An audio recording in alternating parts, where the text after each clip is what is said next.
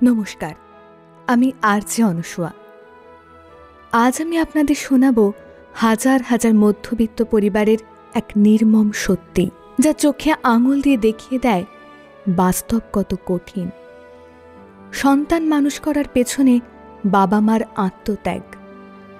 শুরু করছি কবি শুভ দাশগুপ্তর লেখা দিদি।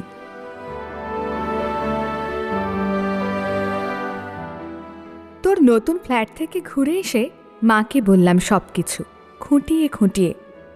তোর ঝকঝকে মোজাইক মেঝে, ইমালশান লাগানো দেওয়াল, আধুনিক ডাইনিং টেবিল, জানলায় দরজায় ঝোলানো দামি পর্দা, এমনকি তোর ব্যালকনিতে রাখা বাহারি পাতার টব, সব কিছুই বললাম মাকে।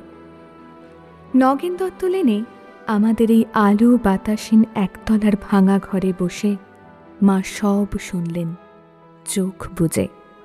শুনতে শুনতে মার মুখে ফুটে উঠছিল হাসি আর চোখে আসছিল জল।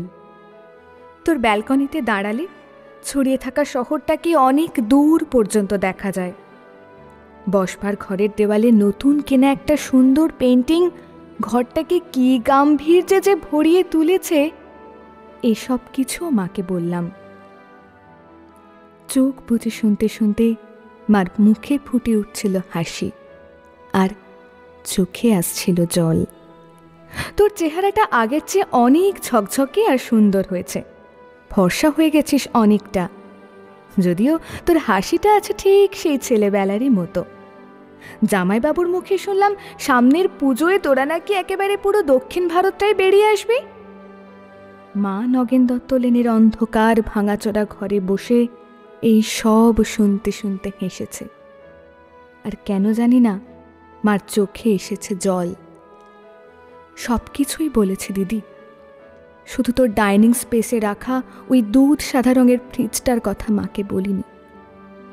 তোর বিবাহবার্ষিকীর উজ্জ্বল সন্ধ্যায় তুই যখন গা ভর্তি গয়নায় অপরূপা হয়ে ফ্রিজের মাথায় হাত রেখে হাসছিলি, তখন যে তোকে কি দারুণ সুন্দর লাগছিল, মাকে বলিনি সে কথাও।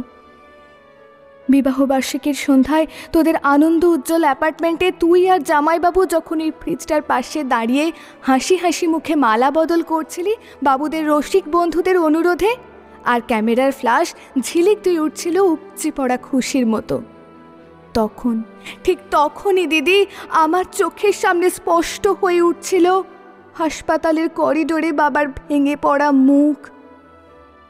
ভেতরে মা তখন অপারেশনের পর অচৈতন্য। ডাক্তার এসে বাবাকে বললেন চোখটা বোধহয় আর বাঁচানো গেল না, তাও একবার চেষ্টা করে দেখতে পারেন মাদ্রাজে, যদিও সে অবশ্য অনেক টাকার ব্যাপার। হাঁড়ি কাটে আটকে পড়া অসহায় পশুর মতো করুণ দেখাচ্ছিল তখন বাবার মুখটা। সিঁড়ি দিয়ে নেমে আসতে আসতে বাবা আমার কাঁধে হাত রেখে বলেছিলেন, কমলাকে সারা জীবন শুধু দুঃখ কষ্টই দিলাম, সুখ দিতে পারলাম না। আজ ওর চোখ দুটোও চলে গেল, সবই আমার কপাল। দিদি, অনেক দরদস্তুর আর চাপাচাপির পর তোর বিয়েটা যখন আরও কয়েক ভরি সোনার একটা ফ্রিজের দাবিতে আটকে পড়েছিল অনিশ্চয়তার ঘেরা টোপে, বাবা তখন কাউকে না জানিয়ে চড়া সুদে ধার করেছিলেন অনেক টাকা। সামান্য মাইনের প্রাইভেট কোম্পানির চাকরি করা বাবা বেঁচে থাকতে থাকতে অন্তত একটা মেয়েকে পার করার দুরন্ত আশায় ঝুঁকি নিয়ে ফেলেছিলেন অনেকটা। চোখের জল আর রজনীগন্ধার সৌরভকে পেছনে ফেলে তুই চলে গেলি। পড়ে রইলাম আমরা, মা, আমি, আর পড়ে রইল নগেন দত্ত লেনের অন্ধকার ঘরে বাড়তে থাকা সুদের বোঝার চাপে তলিয়ে যাওয়া একটা সৎ মানুষ, তোর বাবা, আমার বাবা। দিদি, তোর গা ভর্তি গয়না আর এই দুধ সাদা ফ্রিজের কথা মাকে বলা হয়নি কিছুতেই। দৃষ্টিশক্তি খুইয়ে বসা মাকে বাবা বলেননি কিছুই, শুধু অসহায়ের মতন খুঁজতেন মার মুখের একটু হাসি, বড় মেয়ের ভালো ঘরে বিয়ে হবার একটু তৃপ্তি। সে হাসি খুঁজতে খুঁজতে ক্লান্ত বাবা চলে গেছেন। এখন নগেন দত্ত লেনের ভাঙা ঘরে বসে মা আর আমি বেশ আনন্দেই আছি।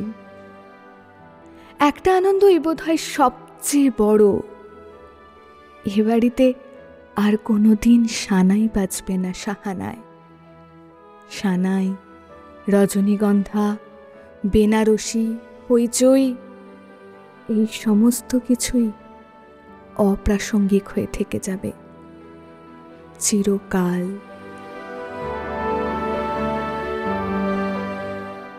কেমন লাগলো অবশ্যই কমেন্ট করে জানাবেন এবং নিজেদের প্রিয়জনদের মধ্যে শেয়ার করে নেবেন। এরকম নিত্য নতুন স্বাদের সাহিত্য রস উপভোগ করার জন্য রেট্রো এফএম চ্যানেলটিকে লাইক করে রাখবেন এবং ভালো বাংলা গল্প শোনার জন্য এখনই প্লে স্টোর থেকে রেট্রো এফএম অ্যাপ্লিকেশনটি ডাউনলোড করে শুনতে থাকুন। রেট্রো এফএম, ফিরে দেখা, মনে রাখা।